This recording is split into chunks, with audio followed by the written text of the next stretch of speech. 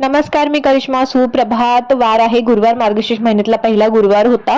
आहोंचा दर गुरुवारी उपवास असतो आणि आज माझाही होता, त्यामुळे मी इकडे उपवासाचा बटाटा केलाय. सोबतच चहा केलेला आहे. चहा पिणार आणि त्यानंतर घरातली बाकीची सर्व कामं आवरून घेतली आणि मग केला उंबरड्यावरती हळदीचं लेपन. हळदीचं लेपन खूप चांगलं असतं केलेलं, त्यामुळे तुम्ही करत नसाल तर नक्की करा.